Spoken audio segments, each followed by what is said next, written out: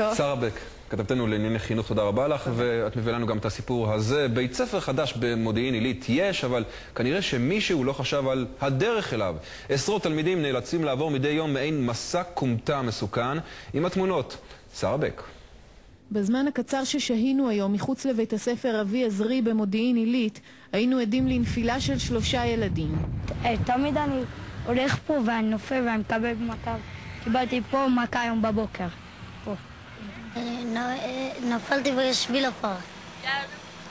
ונשבר לי השן. כך זה נראה ב7:45 בבוקר. עשרות תלמידות יורדות במדרון התלול הזה, סוחבות ילקוטים, מחליקות על העפר והסלעים בדרכן ליום הלימודים. ואני נפלתי כבר 3 פעמים. בית הספר החדש נפתח בקיץ האחרון. נזכר יועץ בטיחות, שילמו גם ליועץ נגישות, אבל אלה כנראה לא הועילו למצב הנתון.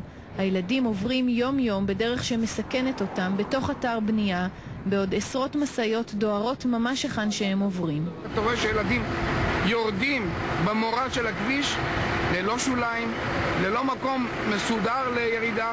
לפעמים 2 רכבים עוברים אחד נגד השני, וילדים בסכנה גדולה מאוד מאוד מאוד. הורים מודאגים פנו לארגון בטרם שינסה להתערב ולהפעיל לחץ על העירייה, אבל שם כנראה לא מתרשמים, וזו הייתה תשובתם לארגון בטרם רק לפני 5 ימים. הראינו להודיע כי טופלו כל הבעיות כנדרש. יש פה דרדרת מאוד מסוכנת. זה ממש שטח בנייה, וזה אחד מהדברים הראשוניים שצריכים לעשות, זה קודם כל לסדר פה מעבר רגלי מהרחוב העליון לרחוב התחתון כמו שצריך. בעירייה טוענים שאל בית הספר ניתן להגיע גם בדרך עקיפה, אבל זו אורכת 20 דקות במקום 3 דקות. אבל זה לא פייר, ילדות עושות את כל סיבוב מהחוף.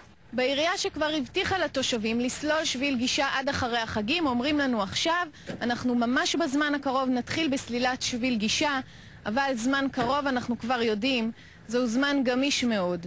אם הקדוש ברוך הוא היה שומר אותם, אז ודאי שהיה פה עשייה.